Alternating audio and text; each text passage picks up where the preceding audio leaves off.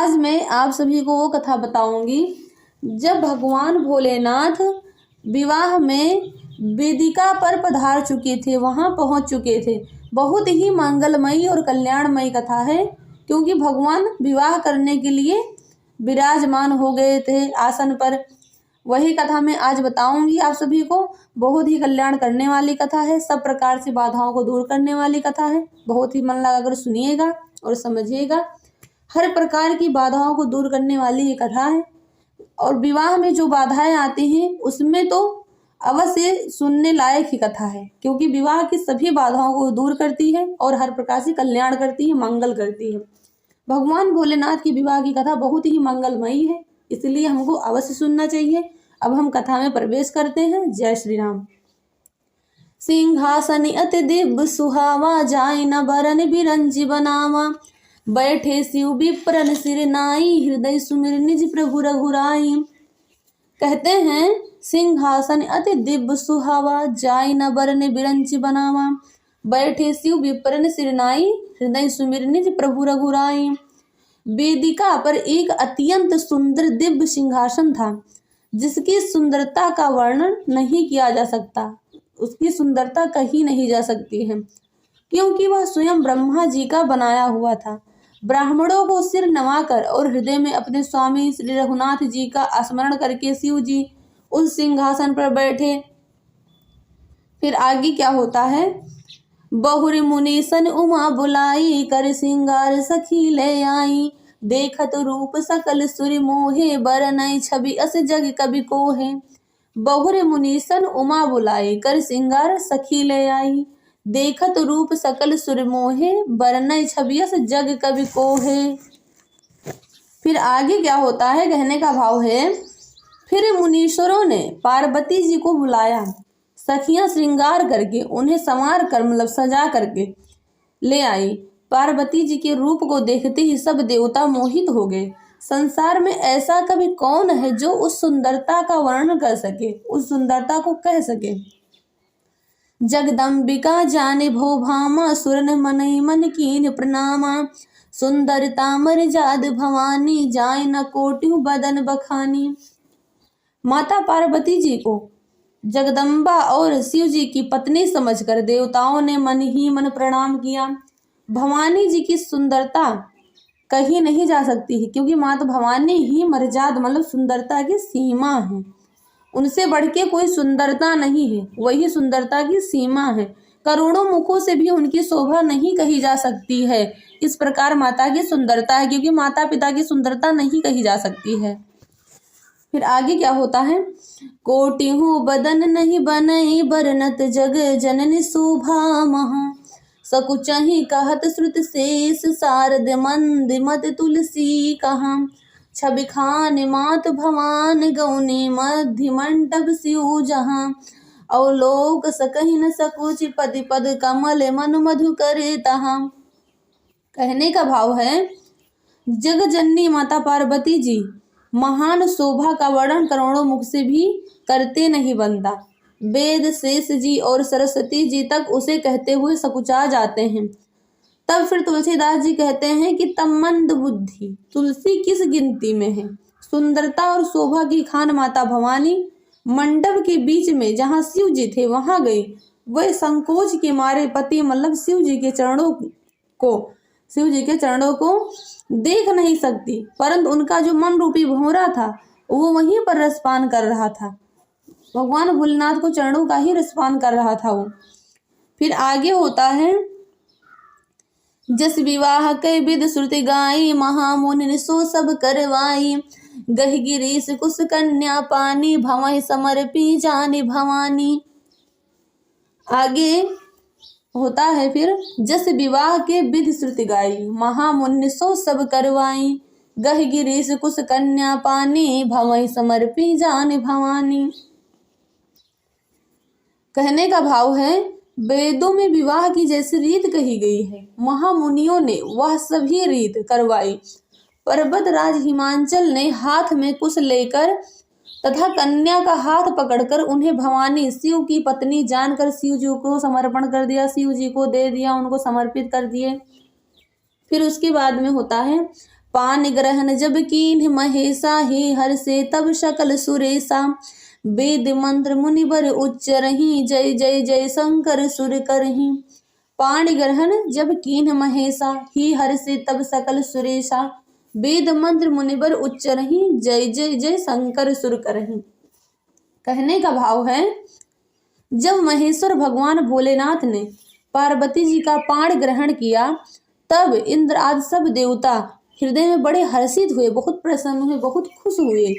श्रेष्ठ मुनिगण वेद मंत्रों का उच्चारण करने लगे और देवगण शिव जी का जय जय करने लगे, जय जय गान करने लगे। फिर उसके बाद में होता है, बाजहि बाजन विविध विधाना, सुमन वृष्टि नभ भय विधनाना। हर गिरि जाकर भयो विवाहो, सकल भुवन भरि रहा उछाहू। मतलब बाजहि बाजन विविध विधाना, सुमन वृष्टि नभ भय विधनाना। हर गिरिजा कर भयो विवाहु, सकल भुवन भर रहा उछाहू। फिर उसके बाद में अनेकों प्रकार के बाजे बजने लगे, आकाश से नाना प्रकार मतलब अनेक प्रकार के फूलों की वर्षा हुई। शिव पार्वती का विवाह हो गया, सारे ब्रह्मांड में आनंद भर गया। फिर आगे होता है कथा में, दासी दास तुरग रथ नागा, धेनु बसन मन वस्तु विभागा। अन्न कनक भाजन भरि जाना, दाई जी दीन जाई नहीं बखाना। दासी दास तुरग रथ नागा, धेनु बसन मन वस्तु विभागा। अन्न कनक भाजन भरि जाना, दाई दीन न जाए बखाना। मतलब दासी दास रथ घोड़े हाथी गायें वस्त्र और मणि आदि अनेक प्रकार की चीजें, अन्न तथा सोने के बर्तन गाड़ियों में लदवा कर दहेज में दिए, जिनका वर्णन नहीं हो सकता, जिन्हें कहा नहीं जा सकता है। इस प्रकार से दहेज दिया हिमांचल जी ने माता पार्वती जी को। फिर आगे होता है, दाइज दियो बहु भांति पुन पुन करे, जोर हिम भूधर कहो। का दियो पूरन काम शंकर से, चरण पंकज गही रहो। शिव कृपा सागर ससुर कर संतोष, सब भांति ही कियो पुन गहे पद पाथोज। मैना प्रेम परिपूरन हियो। मतलब कहने का तात्पर्य है कि दाइज दियो बहु भांति पुण्य करे, जोर हिम भूधर कहो। का दियो पूरन काम शंकर, चरण पंकज गही रहो। शिव कृपा सागर ससुर कर संतोष, सब भांति ही कियो पुनि गहे पद पाथोज। मैना प्रेम परिपूरन हियो। कहने का भाव है, बहुत प्रकार का दहेज देकर फिर हाथ जोड़कर हिमांचल ने कहा, हे शंकर आप पूर्ण काम हैं, मैं आपको क्या दे सकता हूँ। इतना कहकर वे शिव जी के चरण कमल पकड़ कर रह गए। तब कृपा के सागर भगवान शिव जी ने अपने ससुर का सभी प्रकार से समाधान किया। फिर प्रेम से परिपूर्ण हृदय मैना जी ने शिव जी के चरण कमल पकड़ लिए। फिर वो कहती हैं भगवान के चरणों को पकड़ करके, नाथ उमा मम प्राण समग्रह किंकरी करे हूँ, क्षमे हूँ सकल अपराध अब हो ही प्रसन्न बर दियो हूँ। कहती है मतलब, नाथ उमा मम प्राण समग्रह किंकरी करे हूँ, क्षमे हूँ सकल अपराध अब हो ही प्रसन्न बर दे हूँ। माता पार्वती जी की माता जी मैना माता कहती हैं, हे नाथ यह उमा मुझे मेरे प्राणों के समान प्यारी है, आप इसे अपने घर की टहलनी बनाइएगा और इसके सब अपराधों को क्षमा करते रहिएगा। अब प्रसन्न होकर मुझे यही वर दीजिए। ऐसा भगवान भोलेनाथ से माता मैना जी कहती हैं। फिर उसके बाद में, बहुविधि शंभु सास समुझाई, गौनी भवन चरण सिरनाई। जननी उमा बोले तब लीन्ही, लय उछंग सुंदर सिख दीन्ही। बहुविधि शंभु सास समुझाई, गौनी भवन चरण सिरनाई। जननी उमा बोले तब लीन्ही, लय उछंग सुंदर सिख दीन्ही। कहने का भाव है, फिर भगवान भोलेनाथ जी ने बहुत तरह से बहुत प्रकार से अपनी सास को समझाया। तब वह शिव जी के चरणों में सिर नवाकर घर गई। फिर माता पार्वती को बुला लिया और गोद में बैठाकर यह सुंदर सीख दी। क्या सीख देती हैं ये देखते हैं माता जी, माता पार्वती जी को क्या सीख देती हैं। क्योंकि जब विवाह होती है तब सभी कन्याओं को माता जरूर सीख देती हैं कुछ ना कुछ। फिर देखिए क्या सीख देती हैं, इसमें हम लोग समझते हैं। करेहु सदा शंकर पद पूजा, नारी धर्म पति देव न दूजा। बचन कहते भर लोचन बारी, बहुर लाई उर लीन कुमारी। माता मैना माता पार्वती से कहती हैं, इतनी अच्छी सीख दे रही हैं माता जी। ऐसी सीख देती हैं कि जो बहुत ही अच्छा है, बहुत कल्याण करने वाला है। ये सीख हम सब लोग को भी जानना चाहिए। करियो सदा शंकर पद पूजा, नार धर्म पद देव न दूजा। बचन कहत भर लोचन बारी, बहुर लाए उर लीन कुमारी। इतनी अच्छी सीख दी है माता मैना पार्वती जी को, जो कि जब माता पार्वती जी को ये सीख इतनी अच्छी थी तो हम सब लोगों के लिए भी सीख ये बहुत ही अच्छी है। इसलिए हमें इस चीज़ का ज्ञान होना चाहिए। इस कथा से हमें बहुत अच्छा ज्ञान प्राप्त होता है, इसलिए हमें कथा सुननी चाहिए, समझनी चाहिए। कहने का भाव है माता पार्वती जी की माता ने क्या कहा माता से, हे पार्वती तू सदा शिव जी के चरणों की पूजा करना, नारियों का यही धर्म है। उनके लिए पति ही देवता है और कोई देवता नहीं है, क्योंकि ये सब कोई जानते हैं कि विवाह के बाद में जो स्त्रियां होती हैं उनके लिए पति ही सर्वज्ञ होता है, उससे बढ़ के कुछ भी नहीं है।